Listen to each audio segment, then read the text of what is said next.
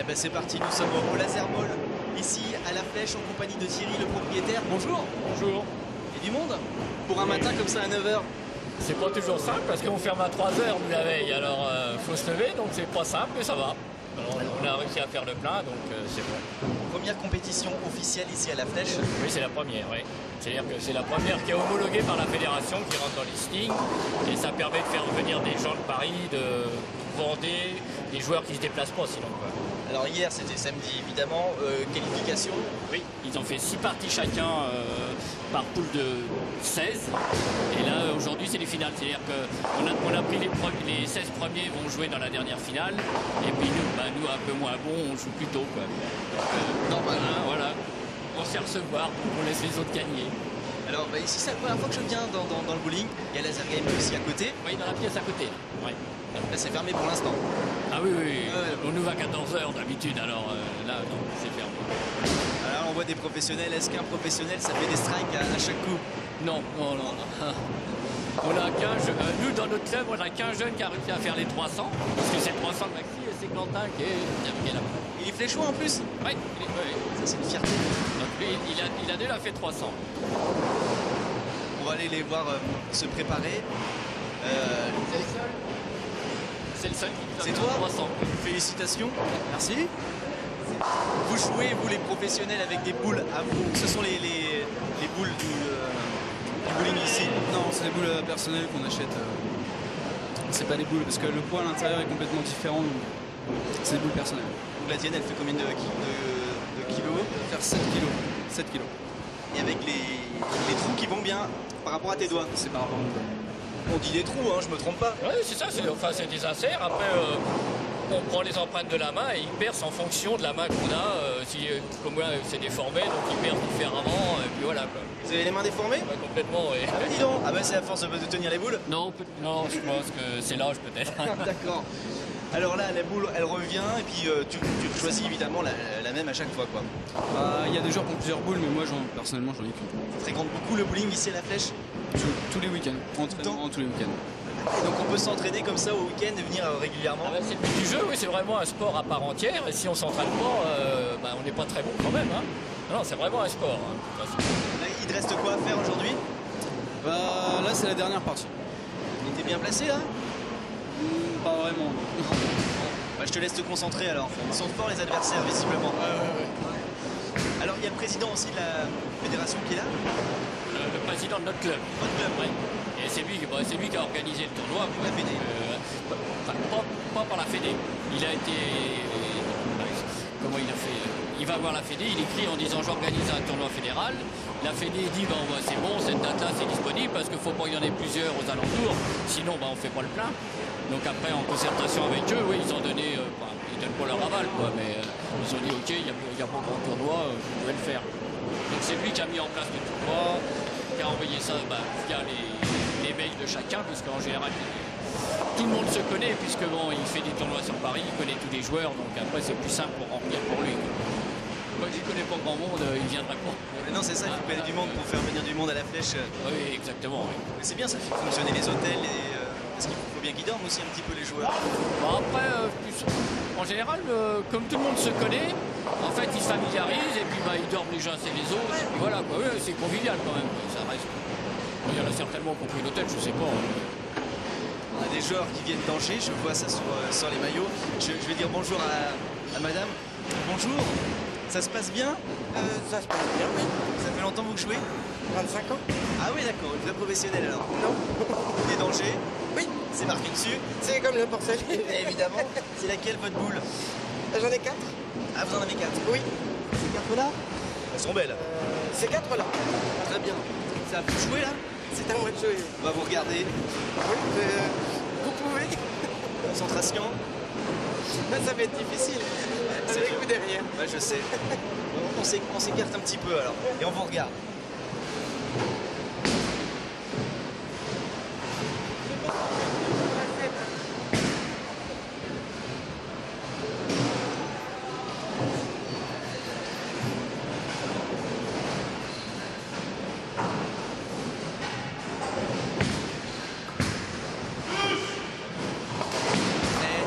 J'ai bien fait de venir, hein. C'était bien, oui. Là, c'est le plus dur. C'est son côté C'est la comme plus ça. dure. C'est la plus dure. Bravo. C'est vrai, merci. Elle est très très forte. Hein. Et là, aujourd'hui, elle est dans des bonnes conditions aussi, parce que hier, ça s'est moins bien passé. C'est en... Il y avait un problème de village hier, ce qui fait que madame qui est cochère, ben, évidemment, c'était pas l'idéal. Gauchère. Et donc il y a aussi une protection sur la main. C'est pour éviter quoi, de se fouler, Poignet. de se casser carrément ça.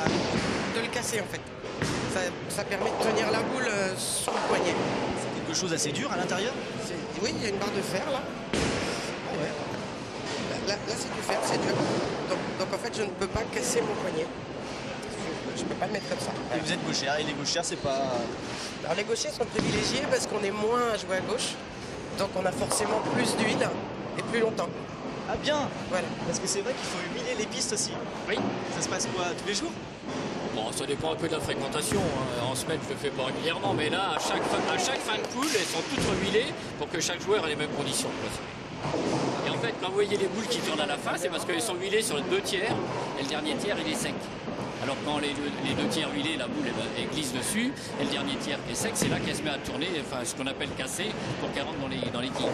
Très bien, hein, il faut s'arrêter avant. Ouais. Là, si vous voyez Quentin, c'est pareil, là, ça huilé, donc elle va tourner à la fin parce qu'elle prend le sec. Ah, pas mal ce qu'il a fait là, Quentin, c'est bien. Alors il est où alors je vais voir le responsable, il est peut-être en train de jouer encore, non? Il a fini. Il a fini.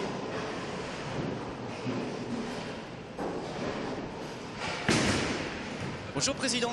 Bonjour. Ça va très bien, merci. Vous avez le sourire en tout cas? Oui. C'est pas bien passé, un beau tournoi. Ça se présente très bien. Des très bonnes conditions, des joueurs qui sont heureux d'être là. Forcément on est heureux.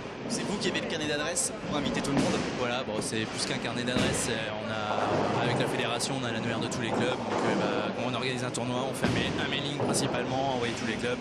Plus les connaissances de tout le monde à droite et à gauche, parce que quand on va des bowling de toute la France, on lie les contacts avec tout le monde et on garde le contact après pour s'inviter mutuellement. Ouais, c'est ça, parce que les fléchois vont ailleurs aussi. Voilà, les fléchois bougent dans tout, principalement dans le Grand Ouest, ça va jusqu'à Nantes, Tours, Angers, La Roche-sur-Yon, les Herbiers, puis après ça bouge aussi sur Paris, Chartres, la Normandie, enfin un Grand Ouest. Vous, l'entraînement, c'est combien de fois par semaine?